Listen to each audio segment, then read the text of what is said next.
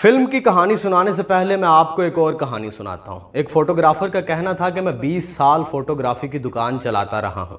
میں نے اپنی دکان کے باہر ایک بورڈ لگایا ہوا تھا جس پہ لکھا تھا کہ 30 روپے میں اپنی ویسی تصویر بنوائیں جیسا کہ آپ نظر آتے ہیں، اور 50 روپے میں ویسی تصویر بنائیں جیسا کہ آپ لوگوں کو نظر آنا چاہتے ہیں۔ وہ کہتا ہے کہ آج تک کبھی کسی ایک شخص نے بھی مجھ سے 30 روپے والی تصویر نہیں بنوائی۔ لوگ اپنی حقیقت سے بھاگتے ہیں، کہتے ہیں آئینہ وفادار ہوتا ہے، کبھی جھوٹ نہیں بولتا، اس لیے شاید ہمیں آئینہ پسند نہیں۔ سرمد کھوسٹ کی فلم زندگی تماشا بھی ایک آئینہ ہے جس میں بحیثیت معاشرہ ہمیں ہمارا حقیقی عکس نظر آئے گا، لیکن ہمیں تو ہمارا حقیقی عکس دیکھنا ہی نہیں۔ اس لیے شاید فلم کو سینسر کر دیا گیا تھا۔ اس ملک میں سچ بولنے، سچ لکھنے اور سچ کو فلمانے پہ پابندی ہے، پھر چاہے وہ سچ میدان سیاست میں بولا جائے، مذہب کے میدان میں بولا جائے، یا پھر کسی کتاب یا فلم میں بولا جائے۔ مالک فلم تو یاد ہی ہوگی آپ کو، جنہوں نے دیکھی ہے ان کو خوب پتہ ہے کہ اس میں کیا تھا ایسا جو پابندی لگائی گئی اس فلم پہ سوائے حقیقت کے۔ میں ہمیشہ ایسی کتابیں پڑھنے کا مشتاق رہا ہوں جن پہ پابندی لگائی جاتی ہے، جن فلموں کو سینسر کر دیا جاتا ہے، کیونکہ ان میں ایک نیا زاویہ، ایک نیا نقطہ نظر ہوتا ہے، اور یہ فلم حقیقت کے قریب تر نہیں، میرا یقین کریں عین حقیقت ہے۔ سرمد کھوسٹ کا ماسٹر پیس ہے، اس معاشرے کی بھرپور عکاسی۔ فلم کے بارے میں آپ لوگوں کے کمنٹ پڑھ کے آپ کو اس فلم کی کلاس کا اندازہ ہو جائے گا۔ اس فلم میں دکھایا گیا ہے کہ کس طرح سوسائٹی ہی دراصل ڈپریشن کا سبب بن رہی ہے۔ اللہ رب العزت ستار العیوب ہے، وہ عیبوں پہ پردے ڈالتا ہے اور وہ دوسروں کے عیبوں کی پردہ پوشی کرنے والوں کو پسند کرتا ہے، مگر اس ملک کے مسلمانوں کا رویہ اس سے بالکل الٹ ہے، جو کہ اس فلم میں دکھایا گیا ہے۔ فلم کا مین کردار ہے ایک پکی عمر کے خواجہ صاحب جو کہ انتہائی نفیس انسان ہے۔ ان کی بیوی معذور ہے اور وہ اپنی بیوی کی خوب سیوا کرتے ہیں، اس کا دل بہلاتے ہیں، ایک با وفا ساتھی کی طرح اس کے ساتھ رہتے ہیں۔ ایک بڑے خوبصورت سا رشتہ دکھایا گیا ہے۔ بیٹیوں کو وہ پڑھا لکھا کے بیاہ چکے ہیں، خود چھوٹا موٹا سا کاروبار کرتے ہیں۔ موصوف کو نعت خوانی کا بے حد شوق ہے، مذہبی گھرانے میں پیدا ہوئے تھے شاید، گاہے بگاہے نعتیں ریکارڈ بھی کرواتے ہیں اور محافل وغیرہ بھی اٹینڈ کرتے ہیں، یعنی کہ ایک بھرپور معزز آدمی ہے وہ۔ یاد رکھیے گا، آدمی ہر دم ایک بدلتا ہوا ایونٹ ہے، ہر وقت وہ ایک ہی کیفیت کے اندر نہیں رہ سکتا۔ آپ کی پہلی نماز دوسری نماز سے نہیں ملتی، آپ کا ایک سجدہ دوسرے سجدے سے نہیں ملتا۔ انسان کا مزاج، انسان کی کیفیت، انسان کے معاملات، انسان کے حواس، انسان کے جذبات ہر لمحے بدلتے رہتے ہیں۔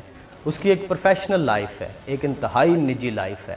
وہ ہر وقت زندگی کی کشمکشوں میں الجھا رہتا ہے، وہ ہر وقت کہیں نہ کہیں لڑ رہا ہوتا ہے، اپنے دماغ میں، اپنے دل میں، اپنے ذہن میں جبلتوں کی کشمکش میں الجھا ہوتا ہے، گناہ و ثواب کے نسیان میں چل رہا ہوتا ہے، پروردگار دو عالم اور شیطان کے درمیان ڈگمگا رہا ہوتا ہے۔ اور یہ صدی، جس صدی میں ہم رہ رہے ہیں، یہ صدی فتنوں کی صدی ہے۔ خیر، وہ اپنے دوست کے بیٹے کی شادی پہ جاتے ہیں تو وہاں بچپن کی یادیں تازہ کرتے ہیں وہ اپنے دوستوں کے ساتھ باتوں کے اندر۔ تو ان کا ایک دوست اصرار کرتا ہے کہ آج میرے بیٹے کی شادی ہے تو پھر آج رقص ہو جائے، آج پھر سے، کیونکہ وہ بتاتے ہیں کہ بچپن میں بڑا شرارتی تھا، گھر میں جب والد صاحب چلے جاتے تھے وہ موسیقی کے گانوں کے بڑے خلاف تھے، تو جب وہ گھر سے باہر نکل جاتے تو میں بعد میں پھر ناچتا تھا گھر میں جب وہ چھوٹا بچہ ہوتا تھا۔ تو وہ کہتے ہیں کہ تمہیں تو بڑا ناچ آتا ہے، آج پھر سے تو کہا۔ انہوں نے کہا نہیں، اب میں بڑا ہو گیا، اب میری عمر دیکھو، میرا حلیہ دیکھو۔ وہ کہتے ہیں نہیں یار، ہم دوست بیٹھے ہوئے ہیں، تم ناچو۔ وہ سے کہتے ہیں ایک دفعہ ناچ کے دکھاؤ۔ انکل جو کہ بچپن میں خوب شرارتی اور اچھل کود کے شدائی تھے، تو وہاں بھی پھر انہوں نے دوستوں کی محفل میں شغل میلہ لگا دیا۔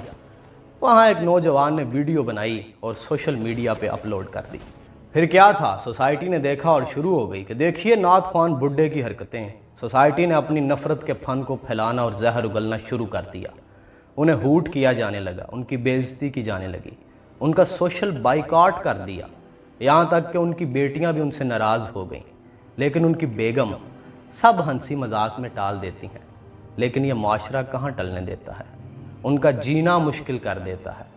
ایک دن بڑی محبت اور شوق سے وہ میلاد پہ نعت پڑھنے کے لیے جاتے ہیں، کیونکہ انہیں بڑا شوق ہوتا ہے نعتیں پڑھنے کا، لیکن وہاں سے انہیں دھتکار دیا جاتا ہے۔ بڑا دردناک سین ہے یہ والا۔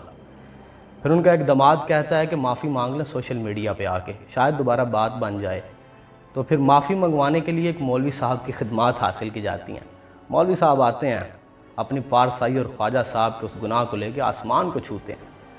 وہ سین ذرا کرٹیکل ہیں، ان میں ان کی تو میں ہو جاتی ہے مولوی صاحب سے. وہاں وہ مدرسوں کے کچھ سنگین معاملات کی طرف اشارہ کر دیتے ہیں. آپ سمجھ جائیں کہ کن معاملات کی طرف اشارہ کرتے ہیں، جس کی وجہ سے فلم کو بین کر دیا گیا ہے. اب سوال یہ ہے، آپ کو نہیں پتہ کہ اس ملک میں حقیقت میں کیا چل رہا ہے.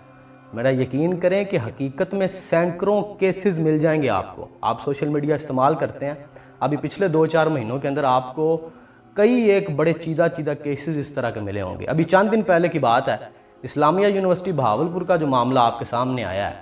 اب اگر ایسے کسی معاملے کو کوئی آئینہ بنا کے آپ کو دکھائے تو کیا یہ معاشرہ برا منا جائے گا؟ اپنا آئینہ دیکھ کے برا منانے والی اس میں کیا بات ہے؟ خیر، آپ فلم کو دیکھیں، فلم دیکھنے کے قابل ہے. یوٹیوب پہ اپلوڈ کر دیا سرمد کھوسٹ صاحب نے. اب سارا کچھ میں بتا کے سسپینس ختم نہیں کروں گا، لیکن اس فلم کو دیکھتے ہوئے مجھے ایک اوریجنل واقعہ یاد آ گیا.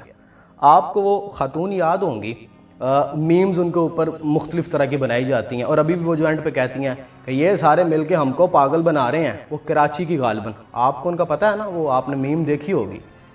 کیا حال ہوا اس کے بعد ان محترمہ کا، سوسائٹی نے کیا حال کیا تھا ان کا. آپ دیکھیں، میں سمجھتا ہوں یہ فلم لٹرلی جیسے اس خاتون کی سٹوری ہے کہ سوسائٹی نے بائیکاٹ کر دیا. اب اس کے منہ سے نکل گیا، اینکر نے سوال پوچھا یا وہ جذباتی تھیں. ایک خاص فریم ہوتا ہے، جیسے میں نے کہا کہ انسان ہر وقت ایک بدلتا ہوا ایونٹ ہے. ان کی زبان سے وہ بات نکلی، ان کا سوشل بائیکاٹ کر دیا ان کی فیملی نے. میں نے ان کے اوپر ایک تحریر پڑھی تھی لکھی ہوئی کہ آپ تو ابھی بھی ان کو میمز کے اندر استعمال ہوتے ہیں اور لوگ دیکھتے ہیں، لیکن ان کے ساتھ کیا ہوا تھا آپ اس کا اندازہ نہیں لگا سکتے. یہ سوسائٹی اس قدر ظالم ہے